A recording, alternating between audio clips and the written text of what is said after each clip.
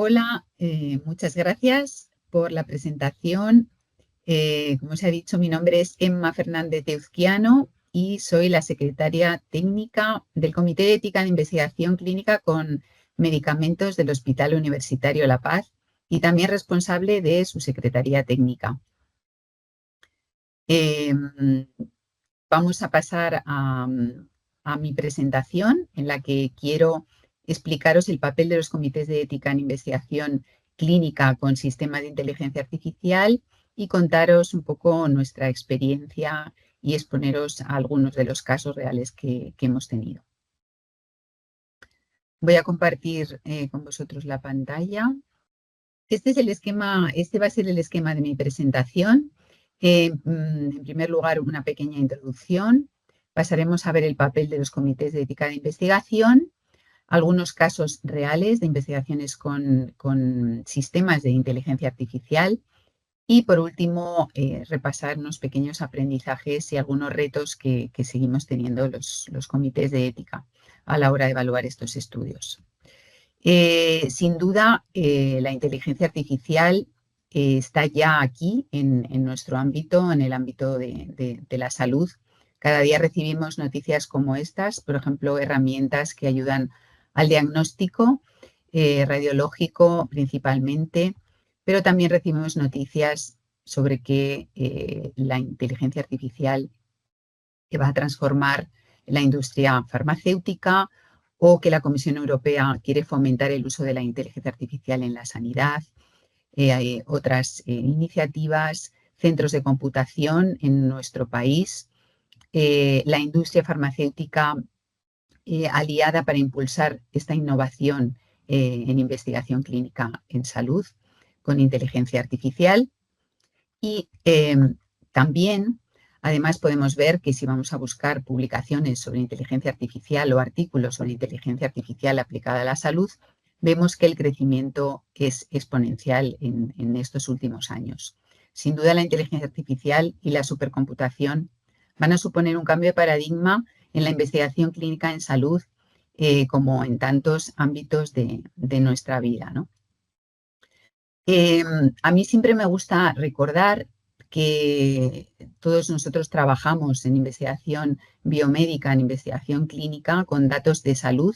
Los datos de salud son datos personales que además están incluidos por el Reglamento de Protección de Datos en categorías especiales de datos. ¿Esto qué significa? Que su tratamiento está sometido a un control estricto de legitimidad y que sin esta base legitimadora para tratar los datos estaremos incurriendo en una grave injerencia en el derecho a la protección de datos personales. Esta base legitimadora tiene que estar recogida y contemplada en la normativa para poder tratar los datos de una forma legítima. Y si algo hacen los sistemas de inteligencia artificial es tratar grandes volúmenes de datos. Por otro lado, creo que también es importante decir que Europa está perdiendo competitividad frente a otras regiones menos garantistas que simplifican trámites como pueden ser Estados Unidos y China, y que el European Biotech Act es una normativa que va a venir a tratar de mejorar esta competitividad en Europa, simplificando y agilizando trámites, tratando de no perder estas garantías que tiene Europa, pero que se va a centrar mucho en el uso secundario del dato de salud para fomentar la innovación.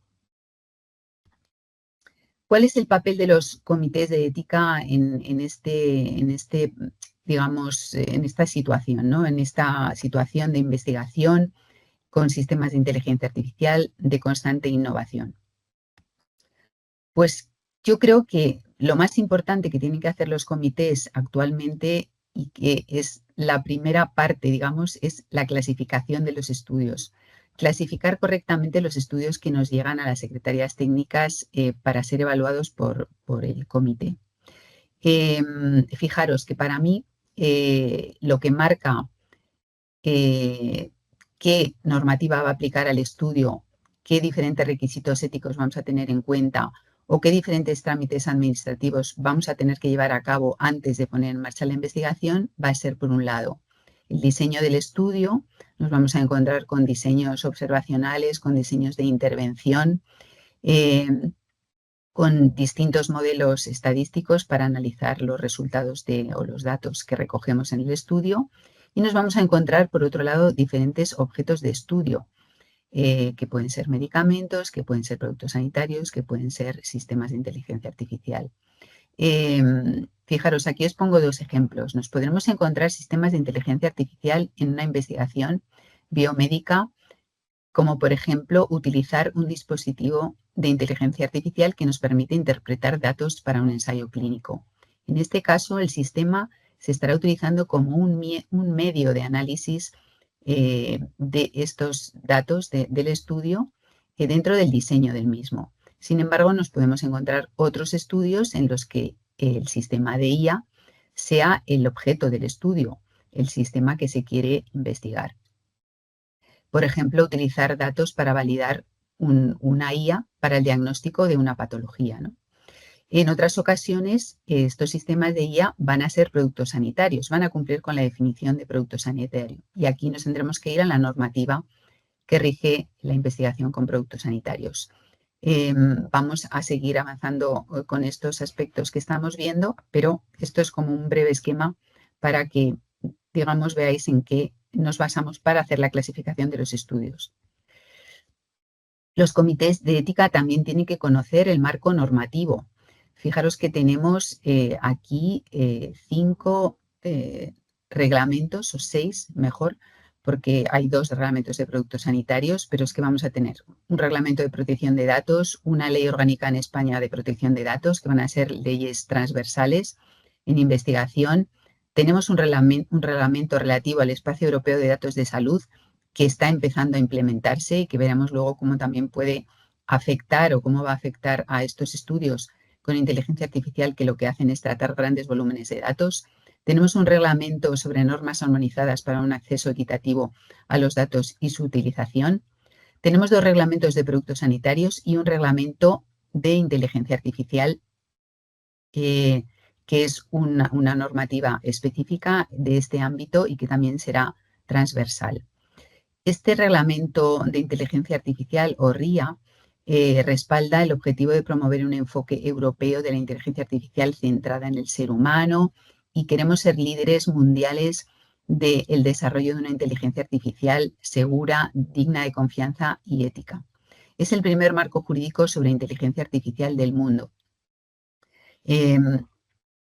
Por otro lado, tenemos orientaciones y guías de buenas prácticas clínicas para investigar con sistemas de inteligencia artificial, para investigar y para desarrollar, porque digamos que estas directrices y también la normativa del reglamento de inteligencia artificial van dirigidas no específicamente a los investigadores o a las investigaciones clínicas, pero sí a los proveedores y responsables del despliegue, también a los desarrolladores de estos sistemas, y por lo tanto la investigación clínica estará metida dentro de este proceso de desarrollo, dentro de este proceso de implementación o de despliegue en nuestro medio, ¿no? Por ejemplo, en el ámbito o en el medio sanitario.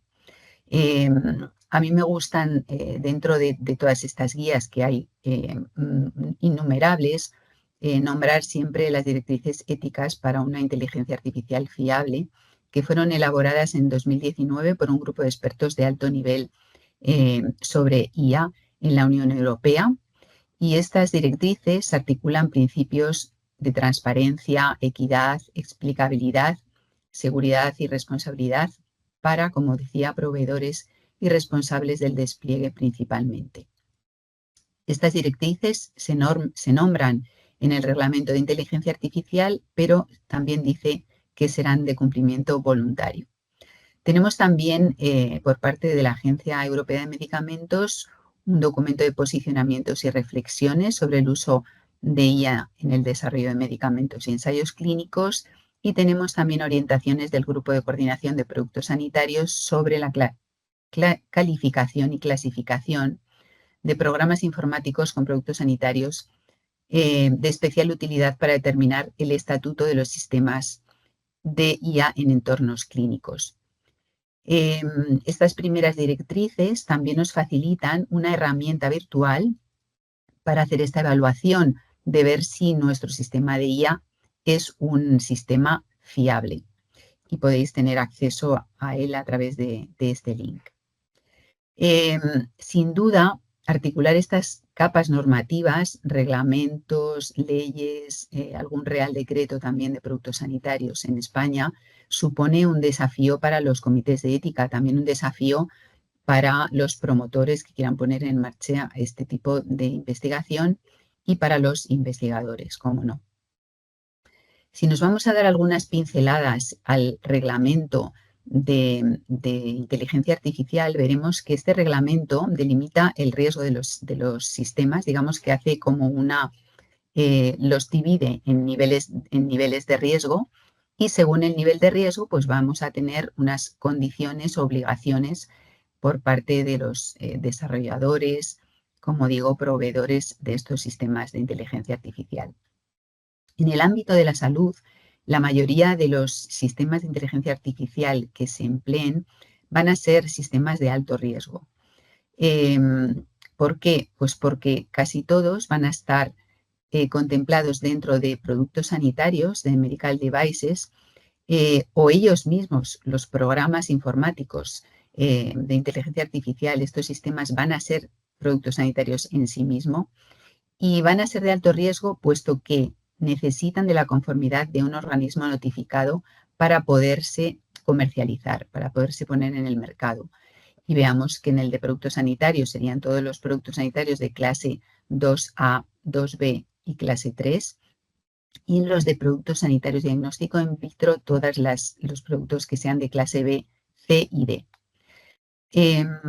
Creo que esto pues, hay que tenerlo en cuenta. También dentro del reglamento hay unos sistemas de alto riesgo que figuran en el anexo 3 del mismo, que son sistemas de alto riesgo ad hoc y en este caso pues serían los sistemas de acceso a seguros de vida y salud, triaje de pacientes para asistencia a emergencias y accesos a servicios sanitarios públicos. Estos serían sistemas de alto riesgo ad hoc, pero por otro lado sí que tendremos, como os comentaba antes, los productos sanitarios que pueden contener un sistema de IA o ser un producto sanitario en sí mismo. Pero fijaros también lo que nos encontramos en esta normativa de inteligencia artificial. Creo que con el afán de no frenar la innovación, este reglamento incluye dos artículos, el artículo 2.6 y el artículo 2.8. En ellos parece que excluiría de su ámbito de aplicación a todas las investigaciones. Por un lado, el 2.6 nos dice que este reglamento no se aplicaría a los sistemas o modelos de IA puestos en servicio específicamente con la investigación y el desarrollo científicos como única finalidad. ¿Qué puede significar esto de como única finalidad? En mi opinión, en nuestra opinión, en el equipo del comité, pensamos que este caso se puede referir a sistemas de inteligencia artificial que ya están comercializados o que ya están puestos a disposición con la finalidad de hacer investigación. Por lo tanto, quizá sean sistemas que se utilicen en investigaciones como medio, lo que hemos hablado anteriormente. No es el objeto de estudio, sino que se utilizan como medio para llevar a cabo la investigación. Pero por otro lado, en el 2.8 nos dice que tampoco aplicará a ninguna actividad de investigación, prueba o desarrollo relativa a sistemas de IA o modelos de IA antes de su introducción en el mercado o puesta a servicio. Por lo tanto, parece que excluye a toda la fase de investigación. Dice que hay una excepción cuando esto se lleva a cabo en entornos controlados de pruebas y, por lo tanto, vamos a ir avanzando en este desarrollo porque, por un lado, tenemos que no aplicaría a toda esta actividad de investigación, pruebas o desarrollo, pero tenemos que ver cuándo ya se están haciendo estas pruebas en condiciones reales, que sería pues en pacientes concretos. Pero vamos a avanzar y vamos a irnos ahora a ver cuándo podemos decir que el sistema de IA es un producto sanitario y cuándo nos aplicaría la normativa de producto sanitario. Para ello nos tendríamos que ir a la definición que tiene el reglamento de productos sanitarios, que define el producto sanitario como un instrumento, dispositivo, equipo, programa informático, implante, reactivo, material u otro artículo destinado por el fabricante a ser utilizado en personas y con fines médicos específicos. Recoge un listado de fines específicos este reglamento, que son muchos: diagnóstico, prevención, seguimiento, predicción, pronóstico, tratamiento, alivio de una enfermedad. Pero lo que sí que es importante decir es que puede ser un programa informático, que además va a ser utilizado en personas y con fines específicos médicos. Por otro lado, también nos encontramos que hay otros dos requisitos más cuando el programa informático, digamos que se quiera o no catalogar como producto sanitario. Por un lado, para que el programa informático sea producto sanitario, el procesado de la información por parte de este programa tiene que ir más allá de un simple archivo, almacenamiento, comunicación o búsqueda simple. Luego veremos algunos ejemplos. Y asimismo, los datos de salida que salgan de este programa informático tienen que resultar en beneficio de un paciente individual, ya lo dice también la definición de producto sanitario, y los sistemas informáticos o programas informáticos que no cumplan estas dos condiciones tampoco podrán ser considerados producto sanitario. Aquí tenemos algunos ejemplos de sistemas de inteligencia artificial que pueden considerarse producto sanitario y que hemos recibido en el comité como parte de algún proyecto de investigación que hemos evaluado, ¿no? Modelos de IA de predicción de evolución de patologías, predicción farmacogenética, seguimiento y eficacia segura del tratamiento en vida real, cribado de algunas patologías, etcétera. No vamos a entrar en ellos, pero os los dejo para que los tengáis en la presentación y podáis tener estos ejemplos. También es importante saber, cuando recibimos una investigación, saber en qué fase del ciclo de vida está este sistema de inteligencia artificial dentro de la investigación. Está en una fase de entrenamiento del modelo, está en una fase de validación del modelo, está en una fase de prueba con pacientes reales, estamos en una fase de desarrollo regulado y evaluación de conformidad ya del sistema producto. Es importante porque, como habéis visto, habrá algunas fases del desarrollo que se queden, digamos, fuera del reglamento de inteligencia artificial, porque todavía, digamos, no están haciéndose pruebas en entornos reales, pero también se podrían quedar fuera de la definición en sí de lo que se define como producto sanitario, porque digamos que todavía el fabricante no ha definido una finalidad médica ni está encaminado a utilizarse en pacientes concretos. Otra cosa que es importante, que también nos tenemos que ir a la definición del reglamento de productos sanitarios, es definir si estamos hablando de una investigación clínica o todavía no es una investigación clínica. ¿Y qué es una investigación clínica? Pues cualquier investigación sistemática en la que participen uno o más sujetos humanos, efectuada con el objeto de evaluar la seguridad y el funcionamiento de un producto. Vemos aquí entonces que cuando el estudio que recibimos todavía no participe en pacientes, sea únicamente una validación con datos o un estudio retrospectivo con datos, no será todavía una investigación clínica y, por tanto, no entrará dentro del ámbito de esta regulación de productos sanitarios, porque tampoco nuestro Real Decreto de Productos Sanitarios contempla la regulación de estas investigaciones observacionales o preclínicas con productos sanitarios. Este es un pequeño esquema de cuándo deberían entrar a aplicarse o serían de obligado cumplimiento de las normativas, tanto de inteligencia artificial como la normativa encaminada a productos sanitarios, según la fase en la que se encuentre el sistema o el sistema que sea a su vez producto sanitario. ¿Qué deberíamos hacer los comités ante investigaciones no clínicas con sistemas de inteligencia artificial? En nuestra opinión, los comités deberíamos centrarnos en aspectos relacionados con la gobernanza del uso secundario de los datos de salud. Ya hemos visto que son datos de categorías especiales.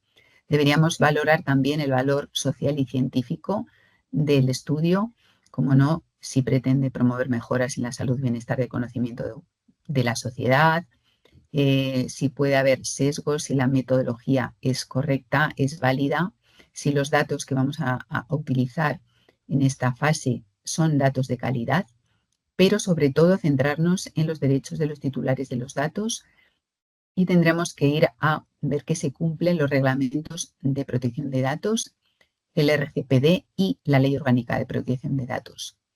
Tendremos que ver si necesita ser informado el titular de los datos de este uso secundario de los datos, si se cumple el principio de minimización de datos, que muchas veces nos cuesta, si existe una base legitimadora para tratar los datos, cómo y quién pseudonimiza o anonimiza los datos que se van a emplear, si puede haber riesgo de reidentificación o si puede haber brechas de seguridad. También la seguridad será una responsabilidad compartida con la institución y con los investigadores. Otras preguntas que deberíamos hacernos cuando la investigación ya cumple que sea una investigación clínica, cuando se está llevando a cabo en personas y puede tener alguna implicación para ellas, ¿no? Alguna consecuencia. Ahí sí que ya nos tendremos que centrar más en la validación científica del sistema de inteligencia artificial, en la seguridad de los participantes. Fijaros esta pregunta de decir hasta qué punto puede el sistema de inteligencia artificial influir en la decisión clínica y tener implicaciones en el manejo de los pacientes. Esto siempre nos lo preguntamos porque en estudios en los que no participan pacientes, pues es difícil que cualquier decisión o información de salida que nos dé el sistema pueda repercutir en estos pacientes porque no están los pacientes. Si tiene puede tener alguna repercusión, importante que siempre haya una supervisión humana y por otro lado que exista un seguro específico para el estudio. Nos fijaremos en otros aspectos como la equidad, si el sistema de inteligencia artificial es equitativo, si hay inclusión de poblaciones vulnerables, el consentimiento informado, si se necesita o no un consentimiento informado específico, y aspectos como la responsabilidad o la transparencia. Fijaros, ver si se explica al paciente sobre qué hace y cómo funciona el sistema de inteligencia artificial en el proyecto en el que se le invita a participar. Es importante. No vamos a poder explicar al paciente los mecanismos internos de este sistema, ¿no? Que muchas veces son complicados de entender incluso para cualquiera de nosotros, pero sí que al menos que el paciente pueda entender de una forma sencilla cómo funciona y qué se espera de este sistema, cómo puede repercutir en él, ¿no?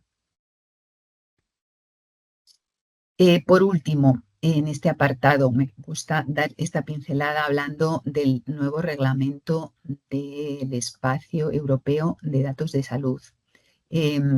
Creo que este reglamento que contempla en un futuro próximo la creación de estos organismos de acceso a datos de salud con capacidad administrativa, creo que para los comités podrá ser algo positivo, ya que pueden valorar algunos aspectos que ahora recaen en los comités, como pueden ser, por ejemplo, valorar si se requiere una evaluación de impacto en protección de datos, valorar si hay una correcta anonimización o pseudonimización de los datos, valorar este principio de minimización de datos que, como hemos dicho, no siempre es sencillo, sobre todo cuando estos sistemas necesitan tanto volumen de datos para poder ser entrenados, validados, etcétera, y a valorar algunos aspectos de seguridad o riesgos de reidentificación.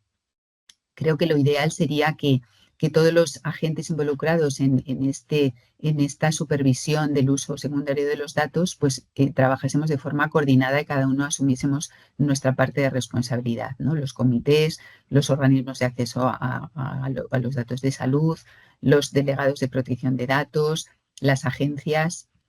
y que todos los usuarios de los datos pues sepan que tienen que tener esta luz verde de estos organismos para poder tratar los datos con los fines para los que los necesiten. Vamos a ver brevemente algunos casos reales. Estos son los datos de la paz en 2025 en cuanto a estudios con inteligencia artificial o productos sanitarios de inteligencia artificial. Fijaros, tuvimos 3 estudios o ensayos de intervención que buscaban la evaluación de conformidad del producto sanitario, que era un sistema de IA que cumplía definición de producto sanitario, y luego tuvimos estudios observacionales o no clínicos todavía, digamos, con sistemas de IA, por un lado, que no cumplían la definición de producto sanitario, 7 estudios, y luego sistemas de IA que cumplen la definición de producto sanitario, pero ya tenían marcado CE, que han sido 4. 14 estudios en total de 326 estudios evaluados en total. La verdad es que es un porcentaje bajo, 4,2%, tampoco es demasiado, pero os aseguro que nos han dado mucho trabajo y bastante reflexión y quebradero de cabeza.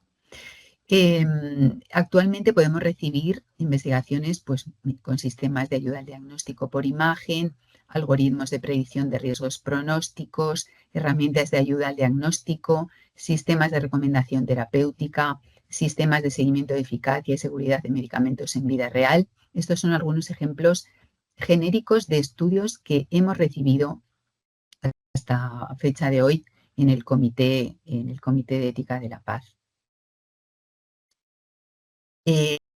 Mira, quisiera contaros este caso más concreto y por desgranarlo un poquito, fijaros, recibimos este estudio se trataba de un sistema de inteligencia artificial que cumplía la definición de ser un producto sanitario.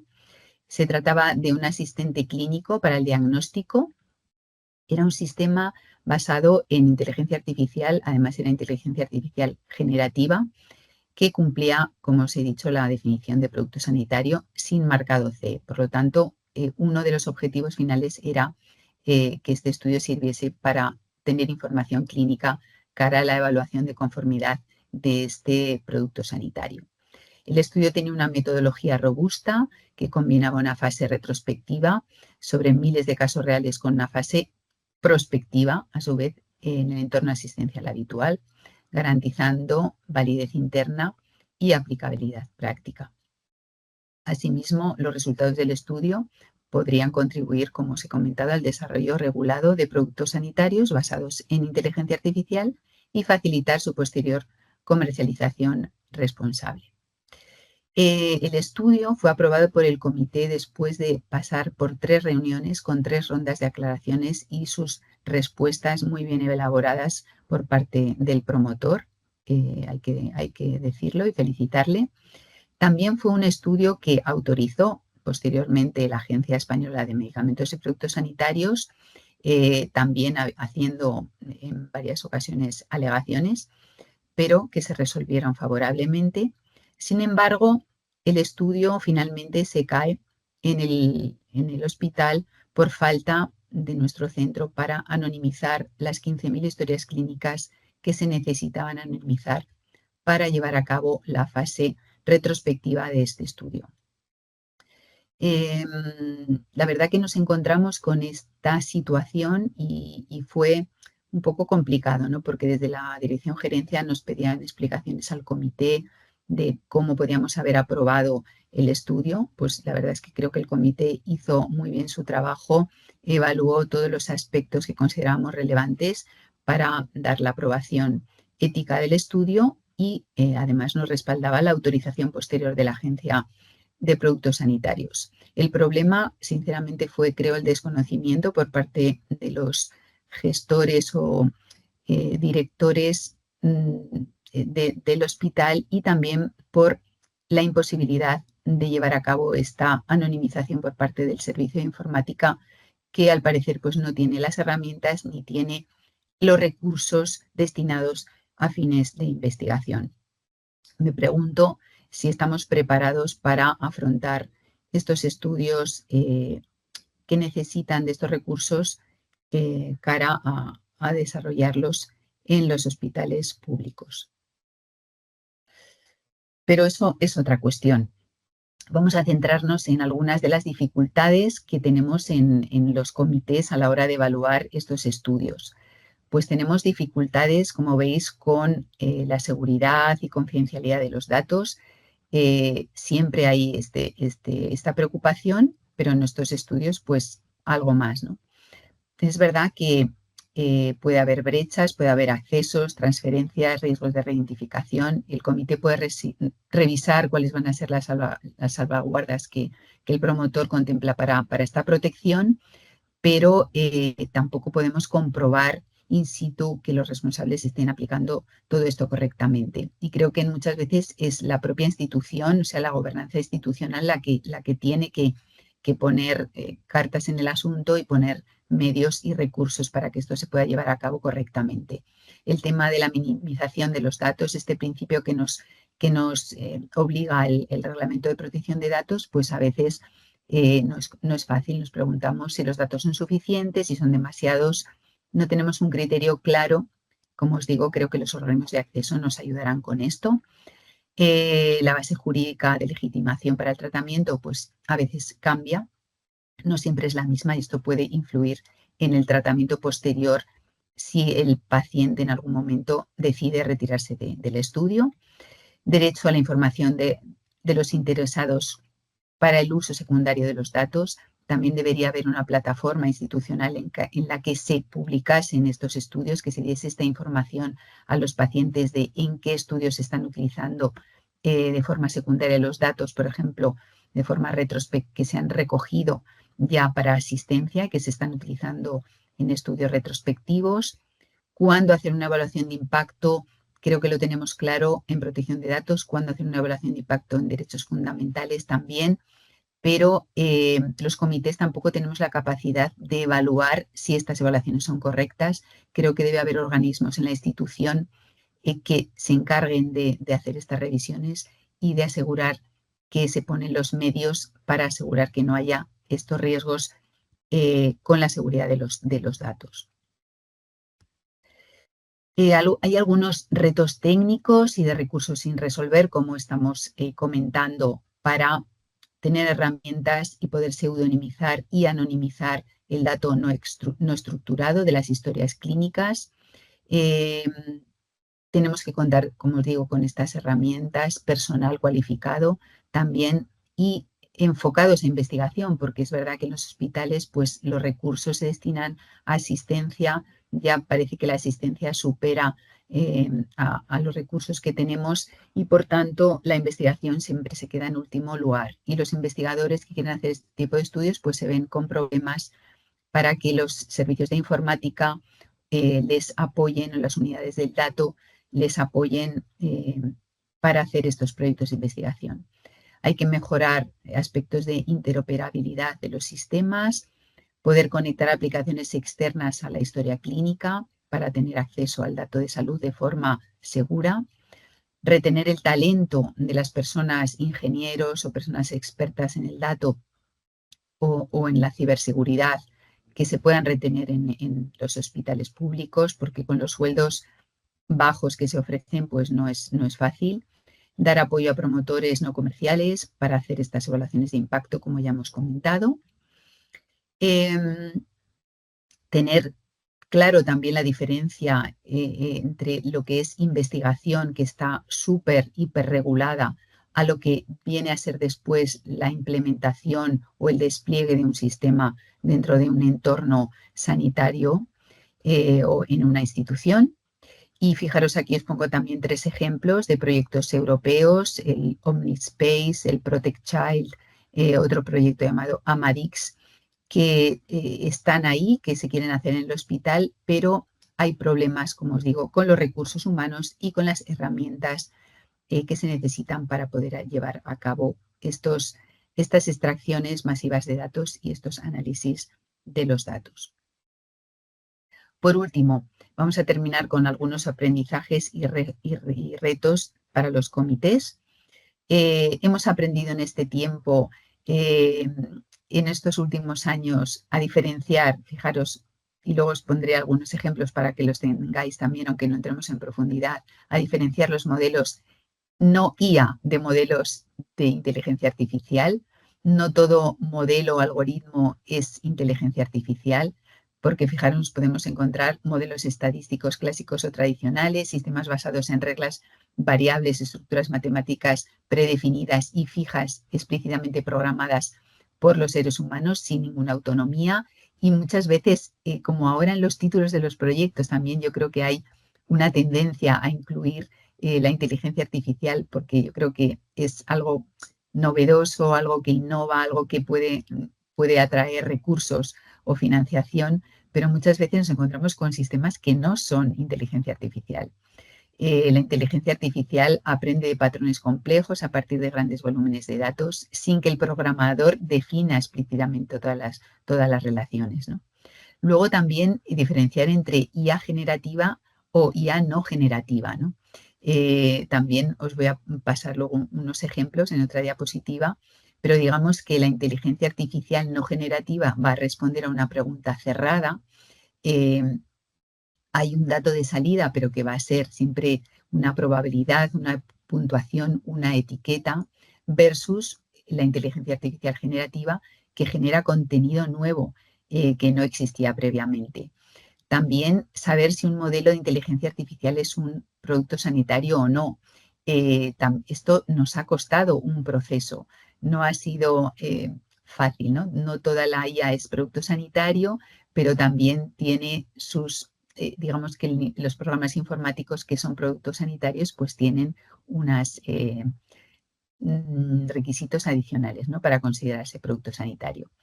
Y luego diferenciar o saber cuándo la investigación es clínica, como hemos dicho, aplicada en seres humanos, o todavía estamos en una fase que no es investigación clínica, sino que es una fase anterior, o estudios observacionales o estudios que podríamos catalogar como de investigación biomédica no clínicos. Aquí, como os digo, os traigo algunos ejemplos que tenemos realmente, que hemos sacado de nuestros propios proyectos de modelos no IA versus modelos de inteligencia artificial. Y en esta otra traigo ejemplos de IA no generativa versus IA generativa, con algunos ejemplos también de estudios propios que he sacado para vosotros y que los tengáis aquí como referencia. Por último, decir que seguimos teniendo retos en los comités de ética. Tenemos que seguir formándonos, adaptándonos a un entorno normativo y tecnológico complejo y cambiante, que ahora además creo que va a cambiar más claramente con el Biotech Act desde Europa, desde la Comisión Europea. Tenemos que seguir pudiendo clasificar correctamente los estudios, teniendo los recursos y el tiempo para poder hacer esta clasificación, contar con el apoyo de expertos dentro del comité, también fuera del comité, como expertos externos, que nosotros contamos con un experto externo en normativa de productos sanitarios a nivel europeo, que nos ha ayudado bastante con estas clasificaciones y, por ejemplo, a diferenciar cuando una aplicación de bienestar es o no producto sanitario. Entender que estos estudios necesitan contar con otras unidades de apoyo dentro de los hospitales, como por ejemplo el servicio de informática o las oficinas del dato. Nosotros en nuestra ficha de recepción de estudios hemos incluido esta pregunta, este apartado, para que los promotores o los investigadores tengan en cuenta si van a necesitar recursos del servicio de informática, que lo marquen y así que sepan que en algún momento van a tener que contactar con ellos y quizás el servicio de informática ya les vaya a decir que no se puede hacer lo que ellos necesitan para llevar a cabo el proyecto, ¿no?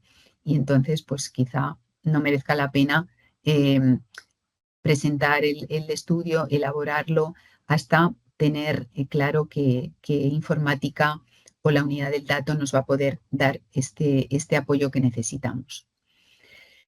Seguimos participando también activamente en proyectos como el proyecto ODAS, que habla de la gobernanza del uso secundario de datos de salud y genéticos en espacios compartidos, el proyecto Combine, la guía para la desburocratización de los ensayos, el proyecto Quantum. Son proyectos en los que nos gusta participar, por supuesto también a nivel europeo estamos en varios grupos de la EMA para poder estar al día y poder, digamos, responder correctamente y evaluar correctamente cuando nos llegan los estudios al comité. Por mi parte, nada más. Muchas gracias a todos por vuestra atención y estoy abierta a cualquier pregunta que podáis hacerme. Muchas gracias.